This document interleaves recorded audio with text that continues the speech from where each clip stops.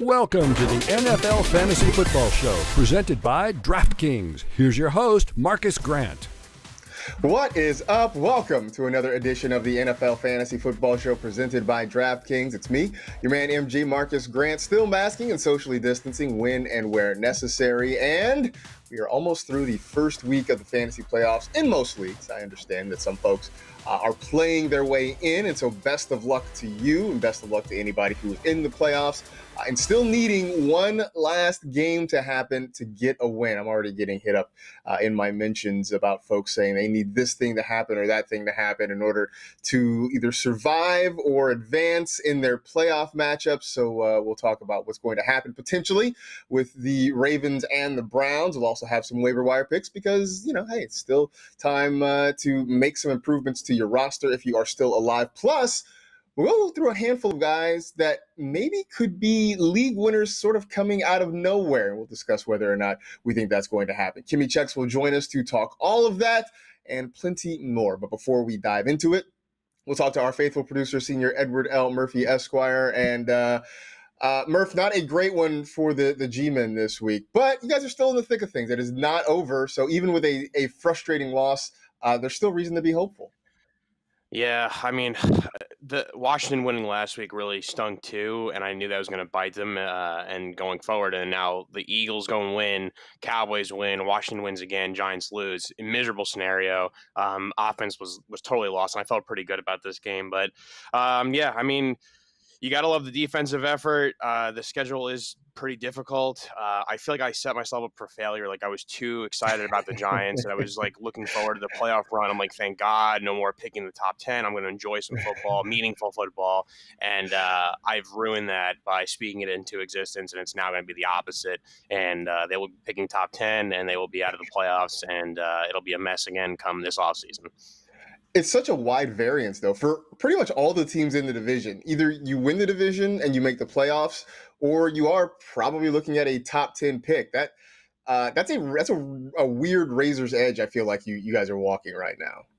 Yeah, I mean, exactly. Yeah, I mean, not that they couldn't use a top 10 pick, especially we've seen the right side of that O-line in that game yesterday was pretty brutal, or maybe another pass rusher to help attack guys like these mobile quarterbacks they've been facing with Russell Wilson or Kyler Murray. Actually, next week they have Baker Mayfield, too, another mobile guy, so wouldn't be the worst thing. But, I mean, like I said this 1,000 times before, I'm done. I'm just done with the early picks. I just want to see really good football in the winter months. I'm done with the season being over in October, November, so I'm hoping that they could surprise us and get back on track with a nice win versus the Browns and hopefully get back in the driver's seat. Well, I would say this. Whatever happens at the end of this year, next year, hopefully Saquon's back healthy.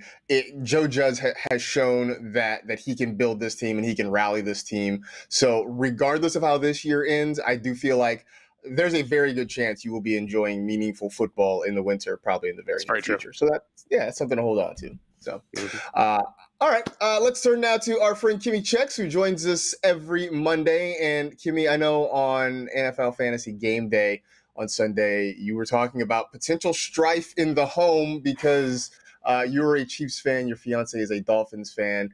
Your squad ended up victorious, not without a fight though. So how are things in the household this morning?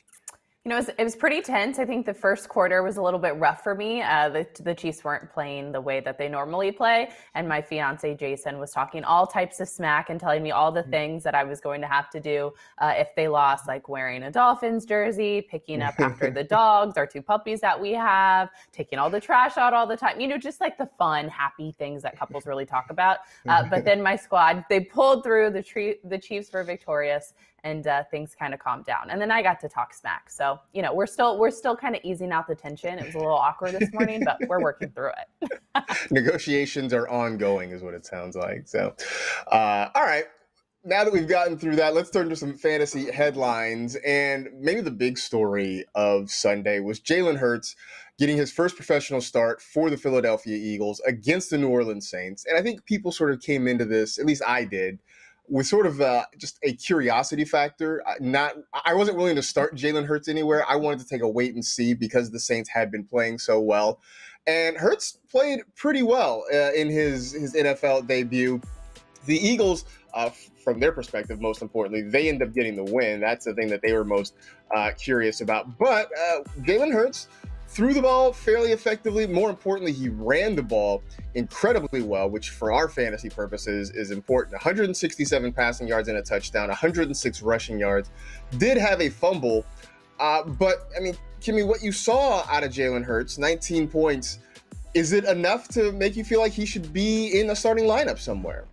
I mean, I don't know if I would go that far for the rest of the season, especially with people in the fantasy playoffs. I think there are a lot other quarterbacks that you could be able to rely on, even other quarterbacks that are still available on the waiver wire, guys like Phillip Rivers, ones that you know are going to consistently deliver. However, you have to give Jalen Hurts his flowers. You and I were talking right before the show started, and you said that the Eagles were really smart about starting Jalen Hurts off on a good note, giving the game script that favored him and would give him, some confidence with some short passes and some roll-off handoffs, stuff like that, right? That was impressive. I also think one thing that was impressive is how the team played itself. You can tell that there was a renewed sense of energy and cohesion between the entire Philadelphia Eagles offense, which obviously led to the huge upset over the New Orleans Saints. I think that the rushing upside that Jalen Hurts showed us yesterday, both him and Miles Sanders having over 100 rushing yards, this was the very first time that the New Orleans Saints have allowed over 100 rushing yards and over 50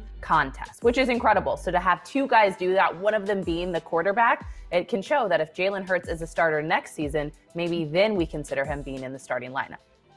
The one thing, and you sort of touched on it, it's a thing that I heard and read from a lot of people yesterday, was just the confidence level. The fact that Hurts stood there and looked confident, looked like he was comfortable in the pocket. And I think that went a long way toward helping this offense. And look, I haven't watched every Eagles game, but I've watched enough of them. And what I saw yesterday was an offense that looked functional again. It just had been broken with Carson Wentz there behind center. And who knows what happens long term, whether or not Hurts ends up getting the job. We can get into finances and salary cap and all that kind of stuff that may keep Wentz there. But at least for now, there's a reason to be confident. Now, next week, they do play the Chiefs, who will have a full game's worth of tape to watch on him, and they will probably scheme differently, especially for an offense that was sort of I won't say simple, but stripped down to kind of help Jalen Hurts. And so I think again, I don't know that I would start him. Certainly, if I'm in the playoffs and I'm in a season-long league, I'm not going to start him. But I would feel a little bit better about, say, Miles Sanders in that offense with Jalen Hurts than I did with Carson Wentz. On the other side, though, Kimmi, I mean, Taysom Hill ended up having a pretty good fantasy day when it was all said and done. He had 18, almost 19 fantasy points for Taysom Hill. It wasn't always pretty throughout the course of the game, but I mean, are we feeling better about it? He did get Alvin Kamara more involved. Are we feeling better about it now? I was going to say, yay, Alvin Kamara, he had a touchdown, finally, even though I'm still going to lose the playoffs because Taysom Hill is draining me. No, I'm kidding. I mean, the Taysom Hill experiment is still there, but like you mentioned earlier, the next game they play is against the Kansas City Chiefs. Now, I think the Saints and Sean Payton are hoping that Drew Brees could be healthy enough to play and start against the Chiefs, because if we know anything, this is going to be a high-scoring, back-and-forth matchup against Kansas City, and you really need your quarterback to be able to carry you to a victory. Taysom Hill, his passing yards were actually there yesterday, right? 28 of 38 passes, 291 yards, 2 passing touchdowns. He shockingly did not rush for any touchdowns. He allowed Alvin Kamara to get in and score. But I do think that yesterday's contest showed that there are some holes in that Saints offense. And as good as we want Taysom Hill to be, as good as Sean Payton wants Taysom Hill to be, he is still kind of not a quarterback to me. And I know that sounds mean, and I do think he's been productive, and I'm never going to besmirch that. But the Taysom Hill experiment is really going to be tested next week if he's the one who has to suit up against the Chiefs. Well, yeah, first I should correct myself. Jalen Hurts plays the Cardinals next week, and it's Taysom Hill and the Saints that play the Chiefs next week. But the thing about Taysom Hill is that Taysom Hill on his own is a nice fantasy option because he runs, because he makes plays. But he's not a guy who is doing much to sort of elevate the guys around him. It was great to see Alvin Kamara get over 20 fantasy points, but he still hasn't hit 100 scrimmage yards in a while. And it just feels like a struggle to kind of get Kamara into the flow of the offense. Same thing, sort of, you're not seeing necessarily a lot of huge games from their pass catchers, whether it's Michael Thomas, Emmanuel Sanders, Jared Cook. They're spreading the ball around. Again, that's great for actual football, it kind of stinks for us who we just want one guy or one or two guys to get the ball all the time. And that one guy who seems to get the ball all the time is Taysom Hill, which if you don't have him, he's not helping you out a whole lot right now. Derrick Henry is helping out a lot of people right now. And El Tractorcito went for 215 rushing yards, had a pair of touchdowns in the win against the Jaguars. I started calling him Mr. December because when the fantasy playoffs roll around, he generally is lights out. We haven't had a fantasy MVP discussion in a while, and I'm sure that Derrick Henry is not necessarily top of the list, but Kimmi, is he at least in the conversation after what he's been doing?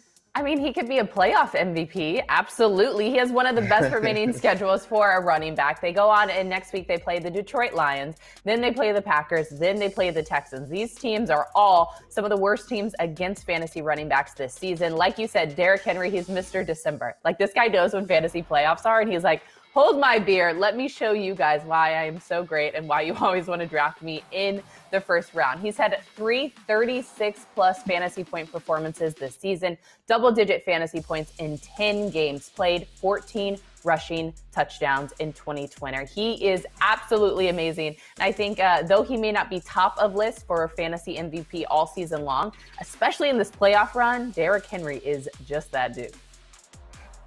Every year, I always try to come up with an alternate name for who could be the number one overall pick. Just because my fear is that we get to like June or July and everybody's just consensus like, this guy is the one. And we don't have any actual discussion over it. So I am at this moment nominating Derrick Henry to be in the conversation for the number one overall pick. I'm sure Christian McCaffrey will be there. I don't know, maybe Saquon Barkley will get his name involved in there. But I want Derrick Henry's name to be involved in that conversation, especially if the Titans ever figure out how to throw him the football occasionally. Because if he starts catching passes, then what he does totally combined with his rushing ability will be completely and totally unfair. Last headline, it was a good week for a couple of rookie running backs. I mean, we talked about Jalen Hurts at the quarterback spot, but Jonathan Taylor had a huge breakout game. Cam Akers, going back to Thursday, had a huge breakout game. So looking at those two guys there, right? Because we've seen a little bit of Clyde Edwards-Helaire at this point. We know what James Robinson can do. But between Jonathan Taylor and Cam Akers, who do you think has the higher, more productive ceiling for the rest of the season? I think if I had to look rest of season, I'm probably going to go with JTT, even though I do love Cam Akers and I don't want to tease too much, but I know we're going to talk about him again during waiver wires. But Jonathan Taylor, I think, has the higher upside because of the remaining schedule, right? Next up, they play the Houston Texans. Then they do have a little bit of a tougher matchup against the Steelers, but then they finish with Jacksonville. These are teams where Jonathan Taylor, as long as he is the lead back and has that same involvement that he had yesterday, can go out and continue to put up 20, 30 fantasy points. He carried the ball 20 times for 150 yards, 2 touchdowns, while also being involved in the passing game, having 2 catches on 2 targets for 15 yards. They had a huge win over the Raiders. Jonathan Taylor, I know we went back and forth on him. We were trying to figure out this lead back situation, but now that it's solidified that it's him, I think rest of season, Jonathan Taylor has the higher upside. I would agree. I think the Colts schedule maybe is a little bit more favorable down the stretch than what the Rams have. I still am skeptical of Sean McVay that he's not going to pull a fast one on us and suddenly, Malcolm Brown one day suddenly gets like 15 carries and we're going to be like, WTF. So, I have a better feeling that the running back situation in Indianapolis is down to 2 guys. I think Jordan Wilkins is sort of out of the mix now. Taylor had the big day yesterday, but even Nyheim Hines still had 11 and a half fantasy points. So he's still finding a way to be involved as the pass catcher, which, look, at this point, if it's just 2 guys, I'm fine with that. You bring a 3rd guy into the mix, that's when things start to get a little bit wonky. So I'm going to go with you too. I think that it's going to be Jonathan Taylor over Cam Akers, but both of them seem like they are set up to be really positive for the rest of the season. So that was the good. Let's get to the bad with another round of I'm salty, because there are guys that made us a little bit unhappy. The first one is Gio Bernard, who, and this wasn't really Gio's fault, right? This is a guy who literally never fumbles the ball. I think he had like 800 some odd career carries without a fumble. He fumbled yesterday and then couldn't get back on the field for a long time. The matchup was great. The Bengals actually moved the ball against the Cowboys. But Kimmi, I am salty that somehow Gio makes one mistake for the first time in like almost ever and he can't get on the field anymore. Yo, that's ruthless, right? He fumbled the ball early in the game and then he didn't have another reception or a target until the third quarter. Like, that is Salt Bay right there. Gio should be salty for himself and for his coaches for pulling him out of the game like that. I understand that the reason he didn't have the production is because he wasn't on the field to have the production. However, he only had 4 points last week, and then he had 3 fantasy points this week. He's not been able to put up double-digit fantasy points since week 8. And if you look at who the Cincinnati Bengals play next, they go on to play the Pittsburgh Steelers. That's a tough matchup. So I understand we can be salty now because of that whole fumble situation, and it was mean to yank him off the field. But I don't know if I'm going to go into next week starting Gio. Probably not. That part is, I'm sure folks will have to debate that. Maybe that's your only option. I get it. But if I have choices, I am probably staying away from Gio against the Steelers. But Zach Taylor, what gives, man? I mean, everybody makes mistakes. Give Gio a shot. Next on the list is Chris Godwin, who on paper had a great matchup against the Vikings, whose secondary has been torched all year long, and nothing really happened. Chris Godwin had 3 targets, just 2 catches for 25 yards. Meanwhile, Scotty Miller's catching long touchdown passes. What gives? Why did this happen to me? Because the fantasy gods hate you, Marcus. No, isn't this always the thing? It's like we see the matchup on paper and we tell everyone, start this guy, he's going to have a monster game. And then it just doesn't happen. And Scotty Miller gets all the production, gets the touchdown, and Chris Godwin gets nada. We can be salty and we can understand that this was not the performance we wanted. 4.5 fantasy points, not what you need to carry you through the fantasy playoffs. However, I do think you can again start Chris Godwin next week. Huge bounce back game and opportunity against the Atlanta Falcons. We understand that defense is not good against anyone, really not, especially fantasy wide receivers. So I do think that he'll be able to bounce back. But yeah, this is a salty situation. Chris Godwin, you burn Marcus. You can't be burning my friend, man. Right, man. This is not going to work out. I have also just tried to stay on the Godwin train. I have felt all year like he is maybe or should be the main target in the offense for the Buccaneers. Although, look, nobody really had a great receiving game. I mean, Mike Evans had a team-high 56 yards, and that was just on 5 targets. So it wasn't as though I guess maybe I'd feel worse if there were like one guy that were loaded up with a whole bunch of targets. If Antonio Brown had like 12 targets and 120 yards or something like that. But I guess really nobody did anything in the passing game for Tampa. So maybe we should be salty about all of them. I don't know.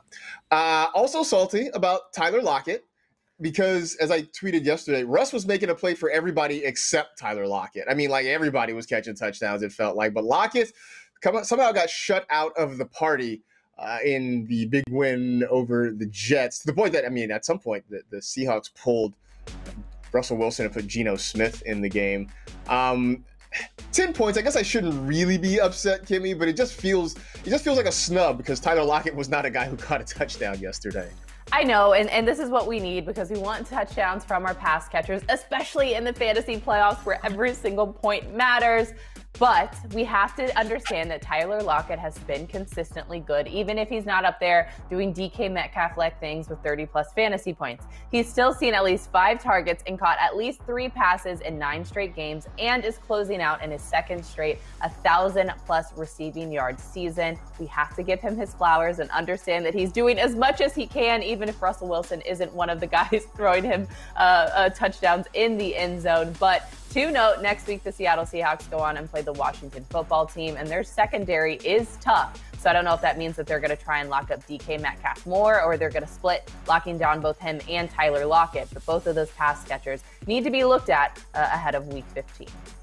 People are going to have some interesting decisions this week because, as you mentioned, it's Washington. So, how do you feel about Russ? How do you feel about Lockett? I think everybody's starting DK Metcalf at this point. But, you're really going to have to make some hard choices in Week 15 because of who the Seahawks have next on the schedule. All right, our last salting. I don't know. The last person that we're salty about is Ezekiel Elliott. And This is maybe an accumulation. Like, this is a buildup of salt. This is like a pillar of salt that's growing here with Zeke.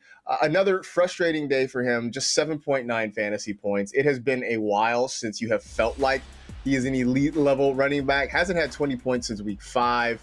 I'm just generally salty, Kimmi, because you're at a point where you almost feel like you have to start him because you might not have any better options, but he's also not giving you much. Like, I don't even know what to do with him now. Right. I mean, on NFL Fantasy Game Day on Sunday, we were talking about this Ezekiel Elliott situation going up against the Bengals, and we all asked, are you going to still trust Zeke? And we all, with confidence, said, I mean, yeah, we can be worried about it, but we kind of don't have a better option. However, to only put up 8 fantasy points against the Bengals is so incredibly just like meh. It's weird to me. Another thing that I thought was kind of strange is that he split carries evenly with Tony Pollard, and maybe that had to do with Zeke popping up on the injured list that week and dealing with a calf injury. But you don't expect this out of a guy that's taken out of the first round. You do not. There are a lot of mitigating circumstances here, but it doesn't really, change the fact that Zeke was outscored by Tony Pollard. That doesn't make me feel better about it. So if you have made it this far with Ezekiel Elliott, congratulations to you, because it's been a while since you have gotten requisite production out of him. So we'll see if it gets better down the stretch. But as long as you are in the playoffs, you're probably starting Zeke, and you're hoping that somebody else fills in the gaps where he does not step up and perform for you. Okay, today's show is sponsored by DraftKings, a leader in one-day fantasy sports. DraftKings has millions of dollars in total prizes up for grabs, so download the DraftKings app now. Use code TEAM during sign-up and start feeling the sweat like never before. Eligibility restrictions apply. See DraftKings.com for details. When we come back, Mitchell Trubisky had a huge game on Sunday. Is it for real, or we'll figure that out after the break on the NFL Fantasy Football Show.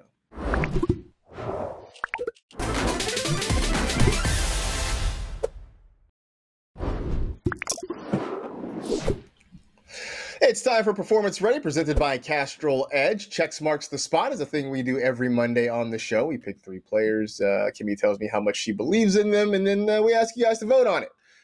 This is week 14. Hopefully you know how this works by now. Let's start with Mitchell Trubisky, who had himself a day against the Houston Texans on Sunday. Actually, heading into the Monday night games, Mitch Trubisky is your QB4 for the week. 267 passing yards, 3 touchdown passes, nearly 25 fantasy points. And next week, the matchup is pretty good for Trubisky against the Minnesota Vikings. So is he turning over a new leaf? Can we count on Mitch Trubisky for the rest of the playoffs? Did Adam Rank write this segment? You know Rank is like so incredibly jazzed after the Bears beat the Texans yesterday. And Mitch went out and had a showing. Now, I will say this is only his second 20-plus fantasy point game this season. However, this is his 3rd straight game with 240-plus passing yards and at least 1 passing touchdown and 13-plus fantasy points. I know we like to muddy the waters of the situation there in Chicago and talk crap on Mitch Trubisky and Nick Foles and say their QB situation is not good. But like you mentioned, they have such a good matchup next week against the Minnesota Vikings. And then in week 16, go ahead and take on the Jacksonville Jaguars and then finish with the Packers. So if you look at the remaining schedule, it's not so bad for Big Mitch. So I don't know. I may take a flyer on this one. It really is the thing where, I wouldn't be surprised if you see him certainly in some DFS lineups, but I wouldn't be surprised if I get a question or two about, hey, so should I stream Mitch? Like, it really wouldn't surprise me. The other part of it is you look at the better games he has had this season. It is when he's willing to run the football a little bit more. You mentioned the 20-point game he had in week 1. He had 26 rushing yards. He had 23 rushing yards on Sunday. I know those don't sound like huge numbers, but a couple years ago when Mitch was, knocking on the door of being a viable fantasy quarterback, he was running a little bit more often. And you wonder if they start to integrate that into his game, whether or not he's going to be a little bit more of a productive fantasy quarterback. So next up is Drew Lock for the Denver Broncos. And Lock has been very much up and down, but he is just one spot ahead of Trubisky as we speak right now with what he did on Sunday. 4 touchdown passes, 280 passing yards, 25.6 fantasy points. Next week, a matchup with the Buffalo Bills, who've been known to give up some yards and points to quarterbacks. How are we feeling about Drew Lock this Monday morning? You know, again, you got to give people the credit where it's due. And Drew Lock did play incredibly good football yesterday. 4 passing touchdowns is insane. You saw him getting Tim Patrick involved. Tim Patrick quietly being a really good pass catcher for the Broncos and a guy who I think will kind of boost up on fantasy boards next season. But like you said, they go on and they play the Buffalo Bills next, even though they are giving up plenty of points to quarterbacks. I do think that's a very tough and intimidating matchup for Drew Lock. But then they win and face on the Chargers and the Raiders. 2 divisional games where I think he does have an opportunity that if you were in a daily league and you wanted to maybe start him in dailies, I wouldn't really be mad at it.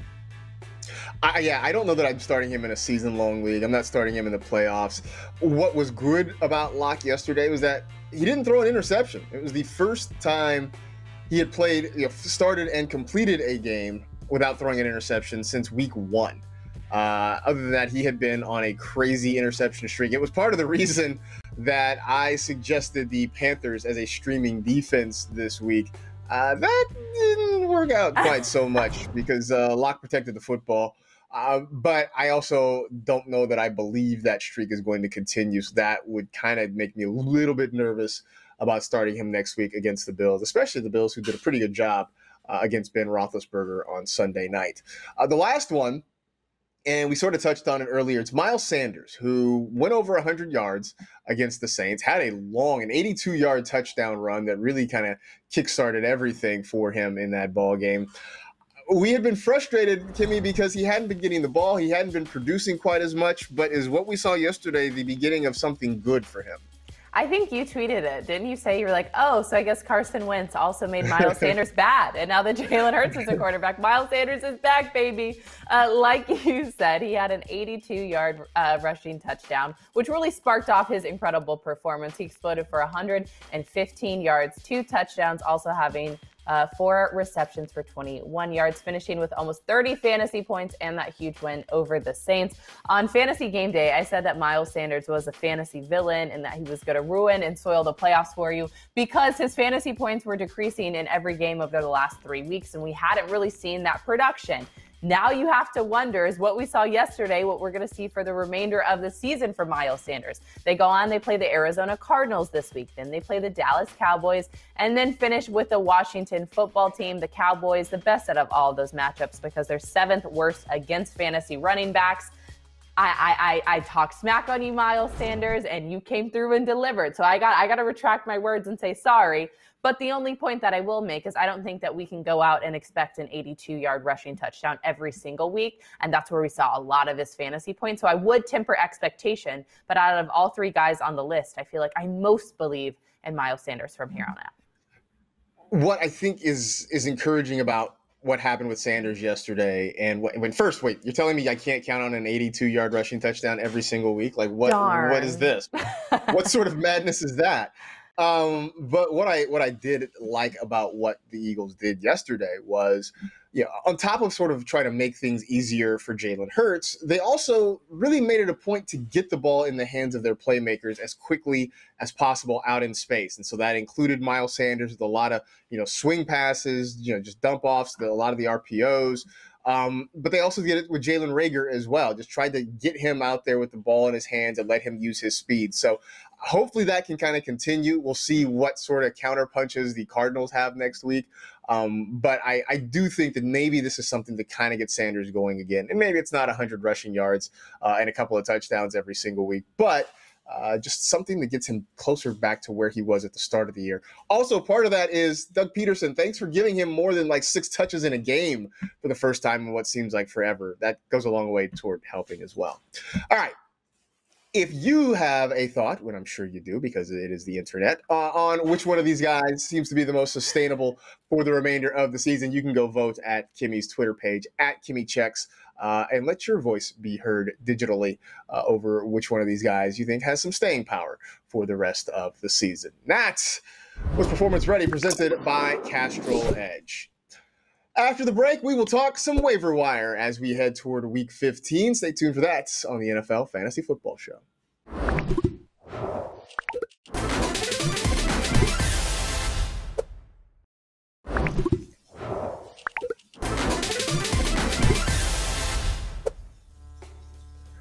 The waiver wire options maybe aren't as great this time of year, but there might still be somebody out there that can help you as we continue on through the playoff journey. Let's look at some quarterbacks here. Phillip Rivers, who's been staying hot. We talked about Mitchell Trubisky and Drew Lock. Those guys are both out there. Some running backs, a lot of running back names worthy. Cam Akers still available in about 50% of NFL.com leagues. Adrian Peterson is still out there, maybe just sort of as a hedge, as he looks like he's still splitting some time with DeAndre Swift. Jeff Wilson, who started taking some snaps there in San Francisco. J.D. McKissic, maybe not in a ton of leagues, but it's worth taking a look just in case Antonio Gibson is still out. Just keep an eye to see if McKissic is available. At wide receiver, Kiki QT, Tim Patrick, Gabriel Davis starting to get some more targets there in Buffalo.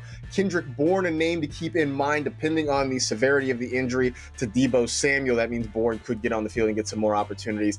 Tight end, incredibly thin, but Cole Kmet starting to get some love there in Chicago. I know Jimmy Graham had the touchdown, but Kmet is getting more targets, so he should be on your radar there. And a couple of defenses. The Browns, who Adam Rank and I have sort of been touting for weeks. It's at least good to pick them up and stash them. I know they have a big game against the Ravens tonight, but the next 2 weeks are good matchups. And then the Cowboys, who have some good matchups coming up in the next couple of weeks as well. So I want to talk first, though, about Kiki QT, Kimmi, because I know you were big on him this past week. I thought he had some good opportunities coming. It didn't really work out, but I still think there's some good things potentially coming for QT the rest of the year.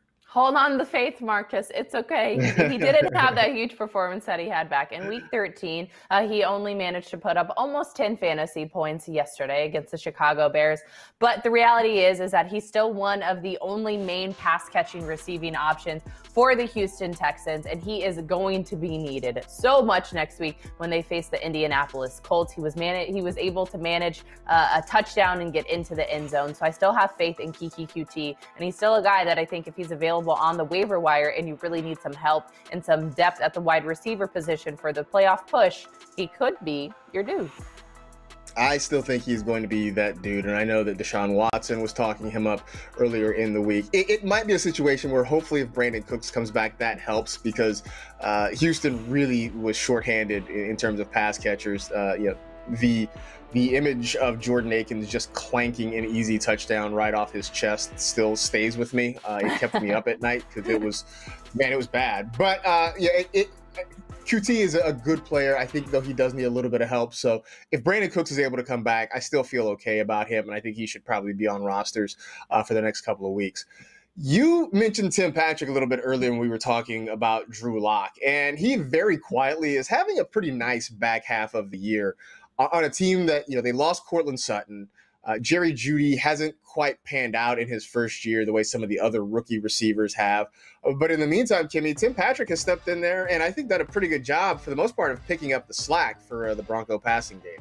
Oh, 100%. And especially yesterday, Noah Fant, their tight end, he was not playing. So you really did see Tim Patrick step up and have those incredible connections with Drew Lock that we mentioned earlier. 36 receiving yards, a touchdown, almost 13 fantasy points. This is back-to-back weeks with a touchdown. He scored double-digit fantasy points in 5 of the last 6 games. One of those games was when the practice squad receiver was in as a starting quarterback for the team. So that was the only time that he didn't have double-digit fantasy points. But like you said, he really has put together a nice little last half of this fantasy season and could be moving up fantasy boards as we start to look ahead to 2021.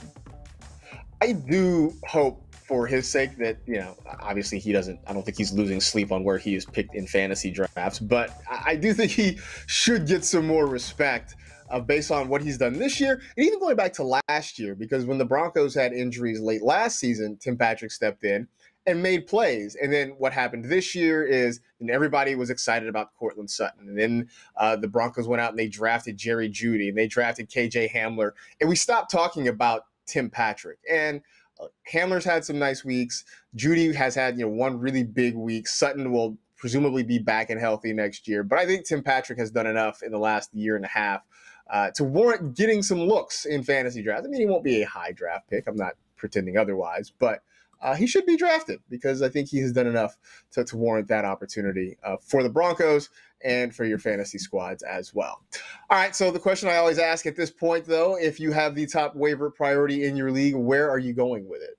Number one spot, I'm doubling down. I think I said this last week. I'm going to say it again now. Cam Akers, like you mentioned, he's still available in almost 50% of NFL.com leagues. On that Thursday night football game, him and the Rams had quite the game. They shined in primetime. Career best 29 rushes for 171 yards and 21 fantasy points. He truly has become this lead back. I know we joked and said Sean McVay is probably going to give Malcolm Brown the ball now and then completely confuse all of us. But for now, Cam Akers is that dude. If I'm not able to get him, I again am going to double down on Kiki QT for my pass catching option.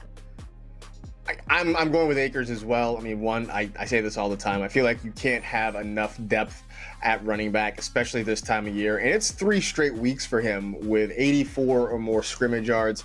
Last week, the only thing he didn't do was score a touchdown, but he did enough in so many other areas that it got him 21 points. So I am all in that Sean McVay is leaning on Cam Akers. I know that's when we start to get burned, but whatever. I'll take that chance and I will run with it, unintended. So there you go. So good luck. Happy hunting on the waiver wire for those of you who are still involved in your playoffs heading into week 15. We will take a pause, and when we return, we will talk about some guys who very well may end up being league winners that maybe you wouldn't have thought at the start of the season. Stay tuned for that on the NFL Fantasy Football Show presented by DraftKings.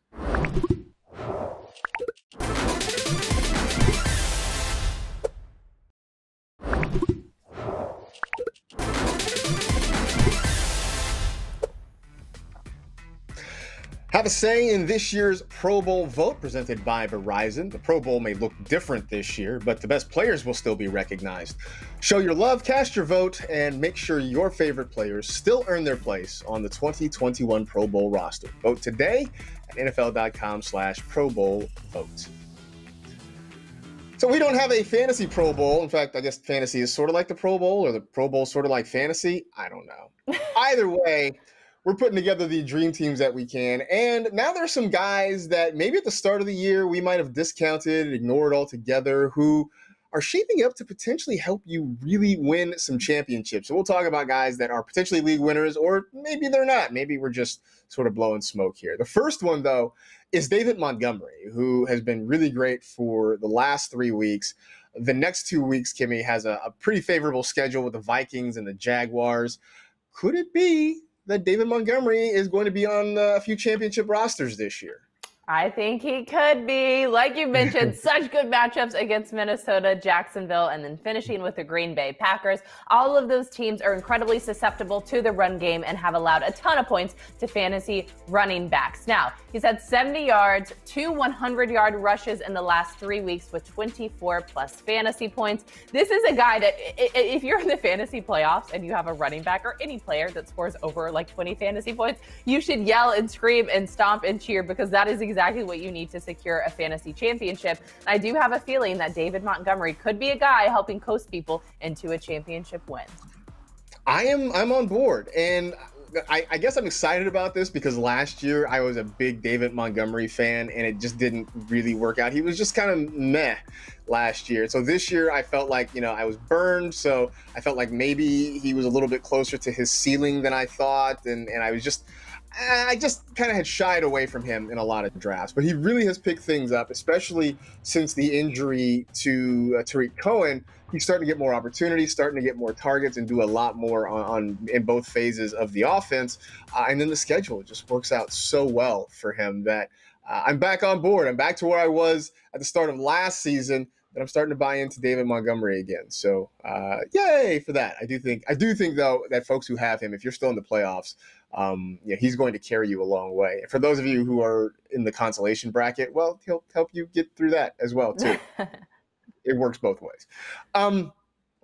Similarly, T.Y. Hilton, and we've talked about the Colts. We've talked about their passing game and how, sometime in September, October, I had just kind of said, you know what? I think I'm done with them. I'm not going near it. T.Y. Hilton had been dropped off a ton of rosters, understandably, but 3 weeks in a row for T.Y. Hilton, he's put together some really nice performances. The schedule, not terrible down the stretch. Eugene Marquis Hilton, could be that guy to kind of get you over the hump, huh? I mean, if you have not dropped T.Y. Hilton, then you should be very happy that he can get you over the hump. Like you said, a lot of us just completely lost faith because his production wasn't there. He really wasn't delivering, but he's coming off of a 2-score game over 25 fantasy points versus the Las Vegas Raiders. This is his 3rd straight week leading the team in receiving yardage, also having 4 touchdowns in that 3-week span. If you need T.Y. Hilton moving forward, like you said, there's a decent matchup schedule. Maybe he could be the dude who's the sneaky one that leads you to a fantasy championship if you didn't drop him. If you didn't drop him, or if he is available in your league, go check the waiver wire. I mean, chances are he might be picked up, but it's always worth a shot, right? Because if he's out there, there's a very good chance he really could step in there and be productive for you. Look, I didn't think we'd be saying this after September, but here we are in December, and things have changed. Just a reminder, too, that it is a long fantasy season, and things that we believe in September don't always turn out to be true in December. All right, last one. All right, there we go. Mike Gesicki. My rundown got stuck. Mike Gesicki, who, again, I was big on at the start of the year, and then middle of the season, he just was kind of letting people down. But he scored a touchdown in 3 straight games. I'm still hesitant, Kimmi. I'm still a little bit nervous, but can you tell me a story where Mike Gesicki ends up as a league winner? Okay, ready, Marcus? Once upon a time, there was a tight end named Mike Gesicki. His starting quarterback was Tua. Tua likes his tight ends. There you go. That's the story. That's all you need. Like you said, he's had 4 touchdowns over the last 3 weeks, back-to-back 23-plus fantasy point games, 3 games in a row with over 11 fantasy points. We talk on the show every single week about the tight end situation, right? Tight ends are not so hot this season, unless you have Travis Kelce. I mean, Darren Waller's kind of up there too, but honestly, unless you have Travis Kelce, your tight end situation has been a little bit of a head scratcher and really annoying and confusing. Mike Gesicki could be the tight end to help people get into the fantasy playoffs and hopefully secure a fantasy championship. So I know you want to be scared, Marcus, but Mike Gesicki has been delivering, and Tua clearly likes to throw him the ball. I think he has way bigger of a higher upside over guys like Devontae Parker on the Miami Dolphins. So even though you're scared, maybe you got to rock with Mike. That was the thing that I noticed yesterday, that it does seem like Tua is good for Mike Gesicki. And I used to believe that tight ends and young quarterbacks kind of went together like chicken and waffles. I think statistically that has proven to not necessarily be true. But in this case, I think it is. I think Tua Tagovailoa has really kind of formed a rapport with Mike Gesicki. Seems to be throwing him the ball, especially down near the end zone.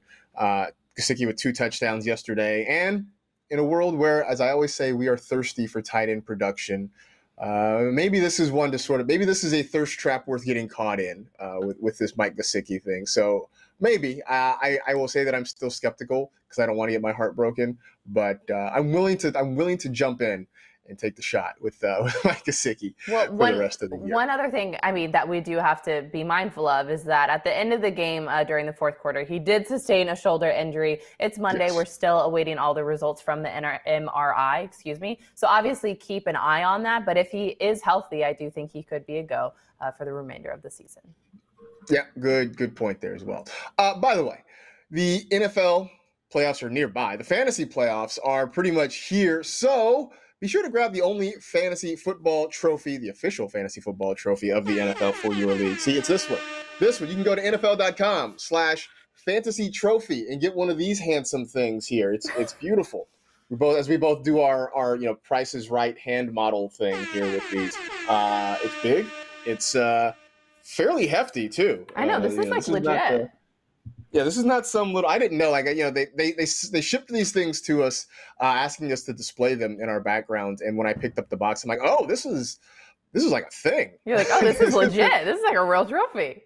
This is not some like little cheap plastic thing. This is legitimate there. So yeah, go check it out. NFL.com/fantasy trophy, and you can get the official fantasy football trophy of the National Football League.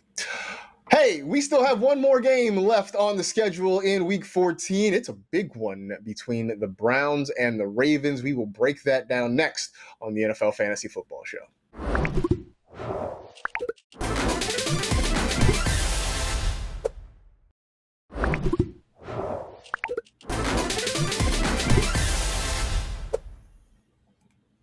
You've heard me say this before, but you should be downloading the NFL Fantasy app if you haven't already. I mean, aside from being able to play NFL Fantasy Football on it, you can watch live local games on it, including tonight's Monday night matchup between the Ravens and the Browns. It's fantastic wherever you go. If you are, waiting in the mailroom, I was going to say if you're standing in line somewhere, but that doesn't happen anymore nowadays. So, but if you are somewhere where you're not near a television and you want to keep up with what's going on in the Monday night football game or Thursday night football or Sunday night football or any just of the local games in your area, you can do that with the NFL Fantasy app. So go check it out. Speaking of the Ravens and the Browns, huge game for both the division, for the NFL, for the AFC playoffs, all of that. The Ravens kind of on the outside looking in, needing some help. And so they've got to start with a win tonight against a good Browns team. But we're just here for the fantasy points. And so let's start with Lamar Jackson. Higher or lower? We're gonna get our Cynthia Freeland on here. Higher or lower than 18 fantasy points for Lamar Jackson tonight? Give me higher for Lamar Jackson. I think we are starting to see the vintage Lamar Jackson that we saw last season, that MVP run that we wanted, especially that rushing upside. He's coming off an almost 100-yard rusher against the Cowboys in Week 13. Now, the Browns are allowing the 7th most fantasy points to quarterbacks this season. So I could see Lamar Jackson putting up 23, 25 fantasy points tonight and being vintage MVP. Well, I will say higher. I'm not going to say a lot higher. I think I've got him at like 19, so that's more than 18. But he's had 45 or more rushing yards in every game but one, which means you essentially are starting the game with 4.5 points with Lamar Jackson. And you know, the Browns giving up just about 19.5 fantasy points per game to the quarterback position. Lamar's been actually pretty good when you talk about overall quarterbacks and points per game. So I know that people are frustrated because he's not giving you what you thought based on where you drafted him, but that's more on you than it is on Lamar. So I'm going to say just slightly more than 18 fantasy points for him. All right, so let's go to the Ravens backfield, which has been kind of a headache for most of us most of the year. If you were going to pick one guy to have the bigger day out of that triumvirate of, say, Dobbins, Edwards, and Ingram, who would it be? My dogs are confused too. They're like, I'm confused by this backfield situation as well. That's why they're barking. It's always a toss-up, I think, for me between J.K. Dobbins and Gus Edwards. I think Mark Ingram has completely kind of faded from fantasy relevance this season. Still an incredible fantasy running back, but just not for my squad. If I had to try to pinpoint which guy's going to ball out, I think it's kind of a coin flip. But I'm going to rock with J.K. Dobbins on this one. He's coming off almost 75 rushing yards and a rushing touchdown against the Cowboys in Week 13. So why not chalk it up to Dobbins? So I'm going to go the Gus Edwards route. I'm going to jump on the Gus bus because I feel like he's been very effective when he gets the ball. Maybe not getting as many touches as J.K. Dobbins lately, but it seems like he is quick to break a big run when he does have the chance. And I do feel like if Gus Edwards were on any number of other teams, he would probably get more opportunity than he does in this crowded backfield. So that's sort of unfortunate for him, but I do think there's a situation where he does perform well tonight. But I also think it stands to your point that neither one of us is taking Mark Ingram, so that suggests that maybe he is the third wheel in that backfield for Baltimore. So the situation in Cleveland's not quite as confusing. We know it's either Nick Chubb or Kareem Hunt. Which one of those two guys, though, do you think is going to have the bigger day? Again, it's kind of a coin flip, but I like Nick Chubb in this game against the Ravens. I think both of these guys have an opportunity to put up some fantasy points. They're both incredible running backs. You know that when both of them are in the lineup, they actually play even better than they do when they're just riding solo. Like you see, 100-plus scrimmage yards in 6 of the last 7 games for Nick Chubb. I think he has a massive opportunity tonight against the Ravens, and they're really going to need to run the ball and use the ground if they want to stay relevant and try to win this football game. So Nick Chubb for me. I'm going Nick Chubb also because I think both of these teams are going to want to run the football. Like I think we're going to see Lamar throw it. We're going to see Baker throw it, but not maybe as much as they would in other situations. Plus, Nick Chubb has been just a monster in terms of touches. 6 straight games with 19 or more touches. Obviously, he missed some time in the middle of the season with an injury, but when he's been on the field, he's getting the ball in his hands a lot. And the Ravens for the last month or so have been just sort of middle of the road when it comes to stopping fantasy running backs. So I do think that Nick Chubb is probably set up for a little bit of a bigger game tonight.